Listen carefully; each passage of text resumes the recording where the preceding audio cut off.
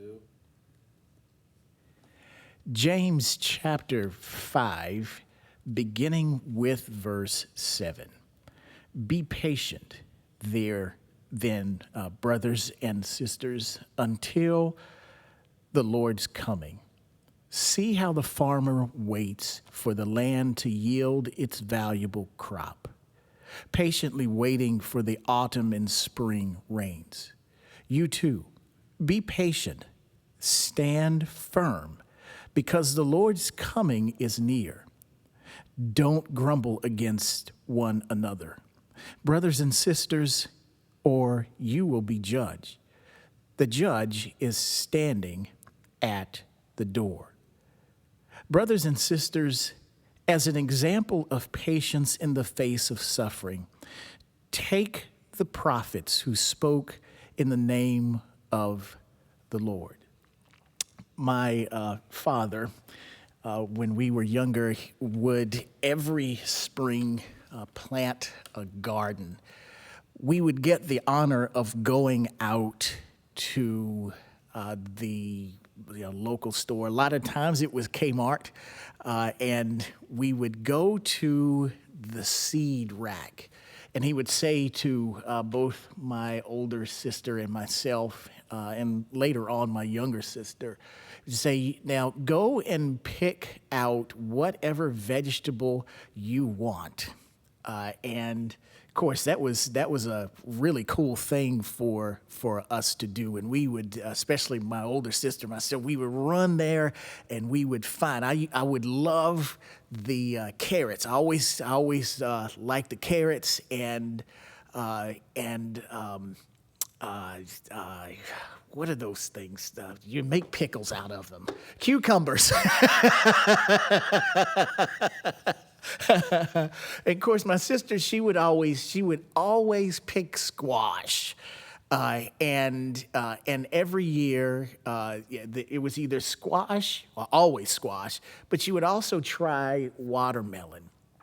And then, of course, Dad would get tomatoes and snap peas, and we would also get, did I say corn? Yeah, I think I said corn, maybe not, but corn, and we would do lettuce, and all of this would be in this garden.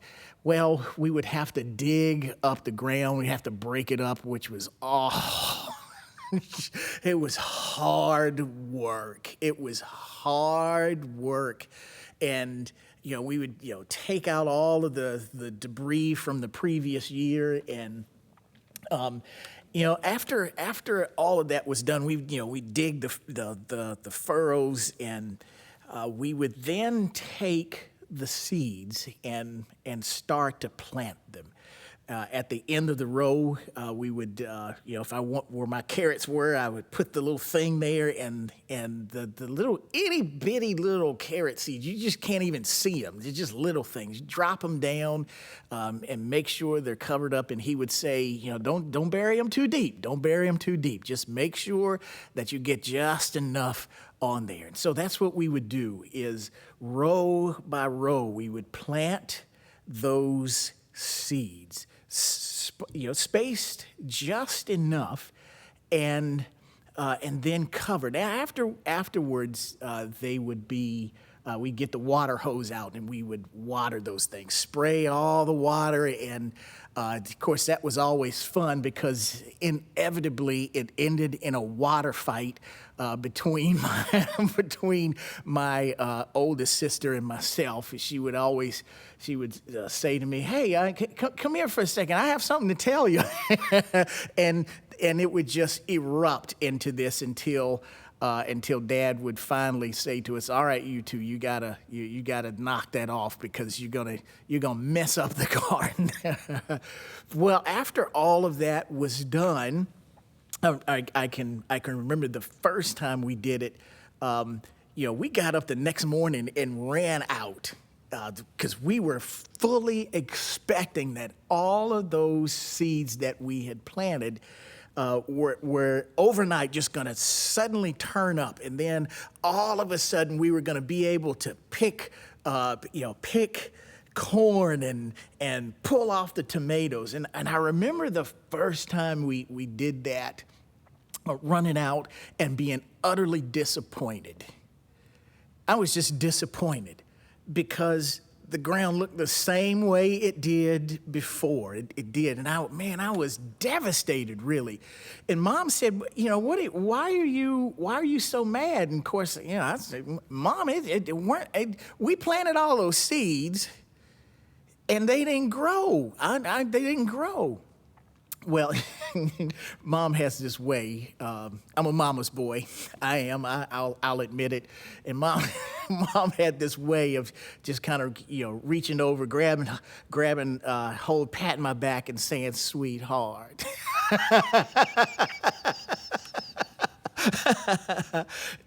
It's going to take a while for all of that to grow. It didn't just end there. It didn't, because what would happen is every Saturday morning, Dad would say to both my sister, older sister, myself, "All right, it's time." And we knew what that meant. It meant that we would have to spend a couple of hours in that garden making sure that it was weeded. We would have to go and pull out all of those grass, all of the grass and them strange weeds that we used to like to play with, dandelions.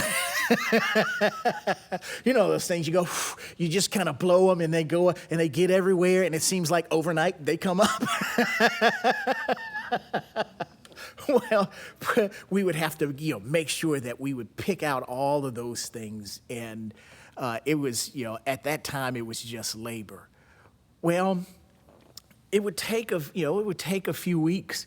And what would then start to happen is we would see the seedlings start to break through the ground. And you talk about something that was just, it just made you feel powerful when you did that. Just standing over and looking at the row of carrots that are just making their way up. And then you go, man, okay. And then it became a matter of waiting and waiting some more. We had this cat, we named him Slick. Slick used to get into the garden, and the garden became his bathroom. And so we didn't like it when Slick went in the garden. We would always chase him out. We had some rabbits too that would sometimes try to make their way in. And I'm going to tell you something: rabbits will mess up a garden real quick. And so we would do things around to try to keep them things out, and I would stand guard. And anytime I would see them little things, they starting to hop over, I would run them off the best as I could. And the best way to do that was with a BB gun.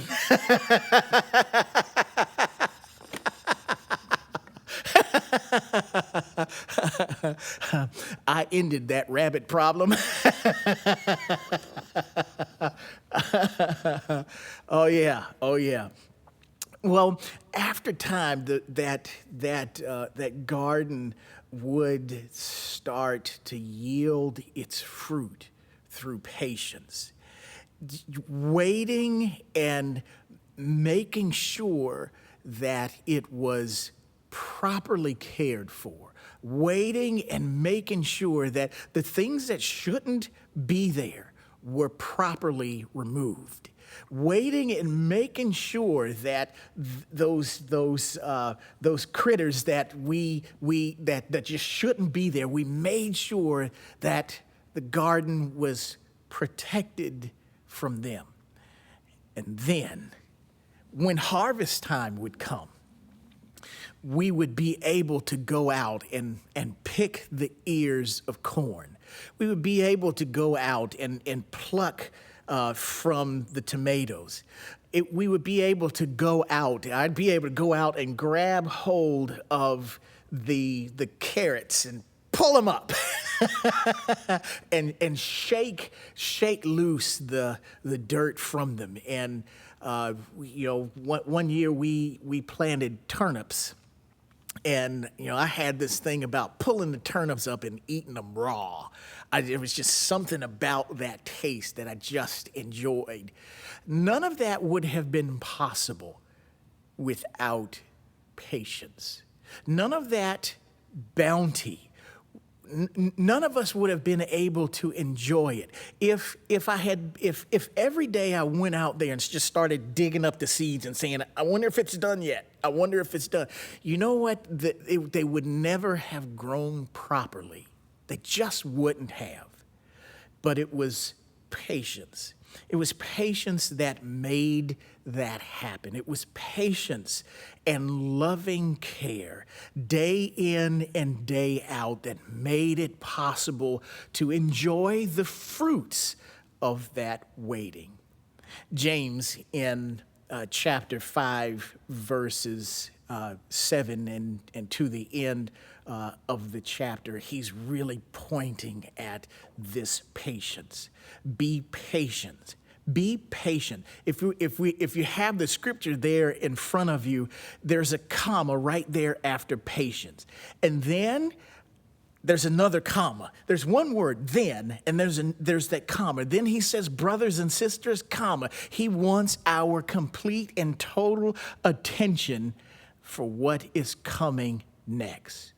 And then he uses this illustration of a farmer who waits for the land to yield its valuable crop. He needs that imagery, and he pulls that into the personal walk with the Lord. You too, just like you can look at a garden and you can see, just like a farmer looks at the things that he's planted, just like that, you too be patient. Oh boy, that means that God is doing some work in us.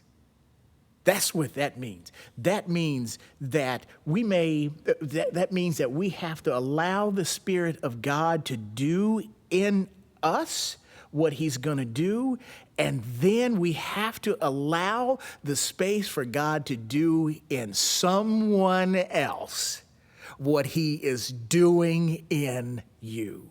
So if I mess up, guess what? I sure would like some patience. I sure would like for you to forgive me. I sure, because you know what? I'm growing. That's what's happening to me. I am growing just like you are. So if you do something that gets on my nerves, we all got them people in our life that just get on our nerves, right? Well, you know what? It means that I need to extend some patience there because, man, God is working on all of us. Man, that's something to think about, knowing that it is in the giving of grace to each other, being patient with each other, and also being patient with God. Because, we want what we want, and we want it right here, right now, don't we? Isn't that the way that we are?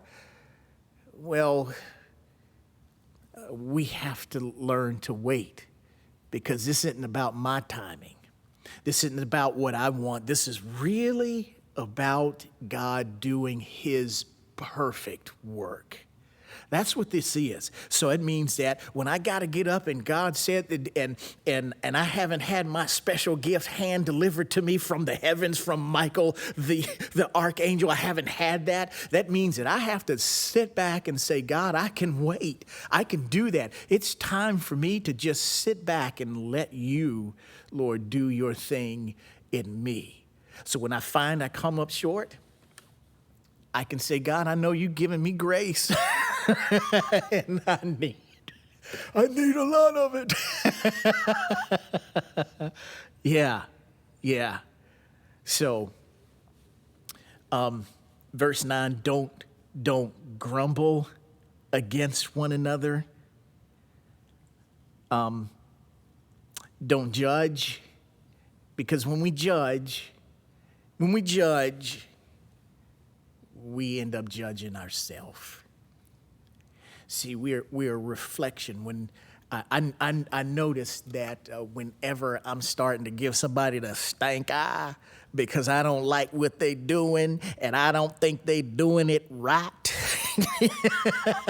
and I'm sitting there and I stand up on my judgment box and I'm looking at them going, you know you not right, and I get into that stuff. You know what? That is me. When I'm pointing my finger, it means that all I'm seeing is a reflection of me. So when I'm judging, when I'm doing that, all I'm doing is judging myself. My sister used to have this thing. She would say when I would, make comments about her, and she would say, I'm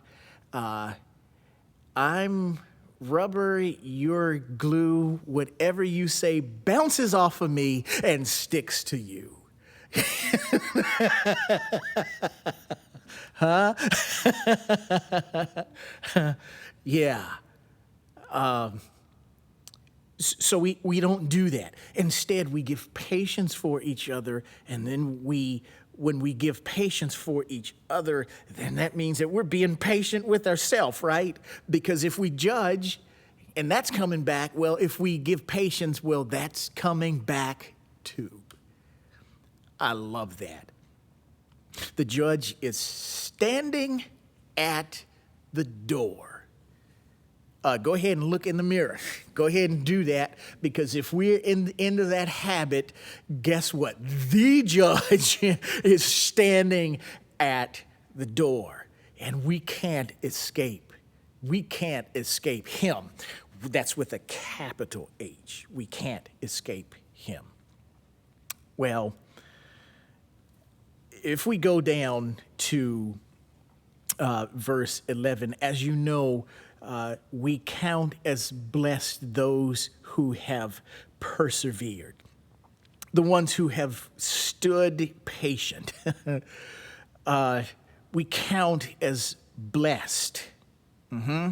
You have heard of Job's perseverance and have seen what the Lord finally brought about. The Lord is full of compassion and mercy. I'm so grateful that God is so compassionate for me and so merciful to me. I tell you what, every day I have to get on my knees and say, God, would you please forgive me? And there has never been a time where he said, I'm sorry, you're done. Your mercy supply has run out, son. I got nothing. Go ahead, just forget about compassion. You're done. I sure am glad that he is full of the very thing that I need every moment of every day. Yeah. I wonder about our place of patience today. Have you been patient with yourself? I wonder about our place of patience. Maybe you are waiting on God to bring about a harvest, and it sure is taking a long time for that to happen. Please know that beneath the surface, there is this miracle that is working itself out. please know that beneath the surface, this dead seed that you planted is coming to life in some miraculous way that you cannot understand. And please believe me when I say that when that harvest comes, you will have a bounty beyond anything that you can imagine, and you will lift up your hands and say, I thank God for the patience that you have had on me, and I thank God for the patience that you have allowed to well up inside, because wow, here is now the harvest. Here is now where not only am I blessed, but I can bless those who are around. That's a real relationship with God. That's a real relationship. Yeah, you're going to suffer while you're waiting. Yep. I'll tell you, those days when we would have to weed that garden, on a Saturday morning, in fact, that's when I'm supposed to be watching cartoons. I'm supposed to be watching Space Ghost and Scooby-Doo. And here I am out in a garden, weeding the garden and chasing the cat out. That's suffering for a 7-year-old. Some of those Saturday mornings were hot. They were hot. Wow. But the patience paid off. Paid off. Yeah. The really cool thing is when the garden always had more than we could ever eat. And it was really cool. And I loved this. And this is the thing I always loved about Mom and Dad, and still do. Is we would get paper bags from the grocery store, and Mom and Dad would say, all right, now take this across the street. And we would take the bag across the street. We'd come back, and now take this bag up the street, up here, you know. And so that's what we would do, my sister and myself, and we just loved that, being able to run to house, knock on the door, and say, here, this is from our garden. Man, that was so cool. Patience, your spiritual patience. We'll one day have a harvest, and you'll be able to run to your neighbors and say, here. This is from the harvest in my life. Isn't God good? He's good. He's good all the time.